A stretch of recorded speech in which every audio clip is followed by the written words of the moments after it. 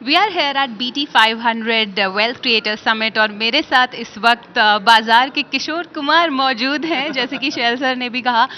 Vijay Kedia sir, thank you so much first of all for taking the time out for us. मेरा सबसे पहला सवाल, my first question would be, you know, if you could recite 2 lines of yours, मतलब जो आपकी सबसे पसंदीदा lines हैं आपके सॉन्ग्स में से, वो अगर आप बिजनेस टुडे के व्यूअर्स के लिए सुना पाएँ। तो ma'am, thank you very much for inviting me. और जो 2 लाइन आप बता रहे हैं, मेरे को अभी 2 लाइन ये याद आ रही है। जो गाना लिखा था उसमें था कि कभी DI, कभी FI, इन्फ्लेशन, कभी तेल, कभी डॉलर, कभी बारिश, इन सब का है ये खेल। प्रॉब्लम्स के हैं कई नाम यहाँ, जरा हटके जरा बच के, शॉर्ट टर्म में मेरी जान। Wow, absolutely great, Kedia sir. And 21,000 Nifty पर, 70,000 सेंसेक्स पर, इस वक्त आपको इंडियन मार्केट्स कैसे नजर आ रहे हैं? नहीं, इंडियन मार्केट ये तो जर्नी है, और ये जर्नी कोई 100 मीटर 200 मीटर की जर्नी नहीं है, ये मैराथन है। तो इंडेक्स का जैसा जो रिटर्न आया है 13, 14, 15% का रिटर्न देते रहा है हर साल।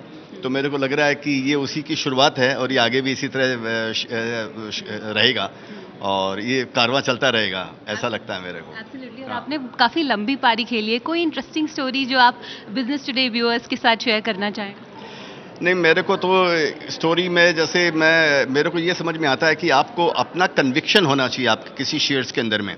और मैं कई बार बोलता हूँ, जैसे मैं स्मॉल कैप और मिड कैप में इन्वेस्ट करता हूँ, तो मैं स्मॉल और मिड कैप वालों को, जो प्रोमोटर से कभी अगर मिलने का मौका भी मिल जाता है, मैं कभी किसी से मिलकर इन्वेस्ट नहीं करता हूँ। मैं पहले इन्वेस्ट करता हूँ, और उसके बाद में समझिए वो कोई कॉन्फ्रेंस वगैरह में आता है, तब मैं उनसे मिलता हूँ, मेरा शेयर्स लेने के बाद में। और बाद में मेरे को ये समझ में आता है कि प्रोमोटर को खुद को नहीं मालूम कि वो क्या बन सकता है। तो वो कन्विक्शन आपका अपना काम आता है लाइफ के अंदर में। आपका कन्विक्शन प्रोमोटर से भी बड़ा होना चाहिए, फाउंडर से भी बड़ा होना चाहिए। आप कन्विंस होना चाहिए। वो जब आप कन्विंस हो सकते हैं, जब आप इंडिया स्टोरी भी कन्विंस हो कि अगर पिच अगर बढ़िया है, तो थोड़ा सा बैट्समैन ढीला डाला भी है तो भी अपने आप को खेल के वो निकल जाएगा। पिच अगर खराब अगर होगी, तो वहाँ पर बहुत एक्सपीरियंस फिर बैट्समैन आपको लगेगा उसमें से निकलने के लिए। तो चूंकि इंडिया की पिच इतनी बढ़िया है, तो मेरे को लग रहा है कि कैसे भी अगर ऑनेस्ट अगर मैनेजमेंट है, तो उसको खुद को नहीं मालूम हो कितना बड़ा बन सकता है। एब्सोल्युटली। और आपने मिड कैप स्मॉल कैप की भी ही बात की सर, तो हमने एक स्टेलर रैली आते हुए देखी है इन ब्रॉडर मार्केट्स में। आपको लगता है ये जो मोमेंटम है ये आगे भी कायम रहेगा? अभी का जो मोमेंटम चल रहा है, ये चलता रहेगा मोमेंटम। बीच बीच में हिकअप्स आएंगे, देखिए मैम, ये स्ट्रेट अवे नहीं जाता है, ये स्ट्रेट मार्केट नहीं चलता अभी।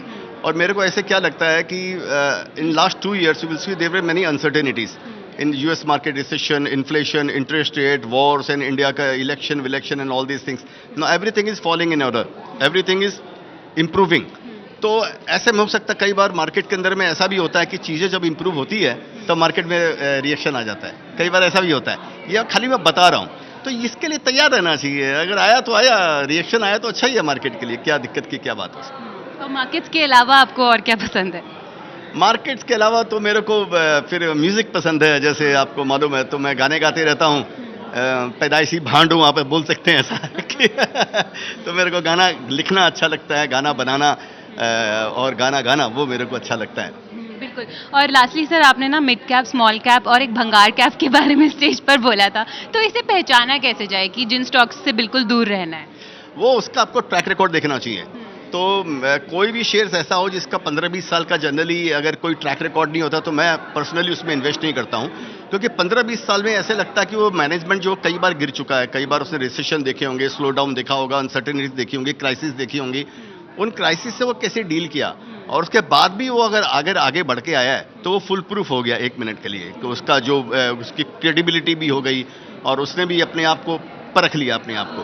तो उसके ट्रैक रिकॉर्ड से आपको मालूम पड़ेगा कि उसने 15-20 साल में क्या किया है। और आखिरी सवाल मेरा ये होगा कि अब नेक्स्ट कौन सा गाने आने वाले पर काम कर रहे हैं आप, और कौन सा गाना हम सुनने वाले हैं?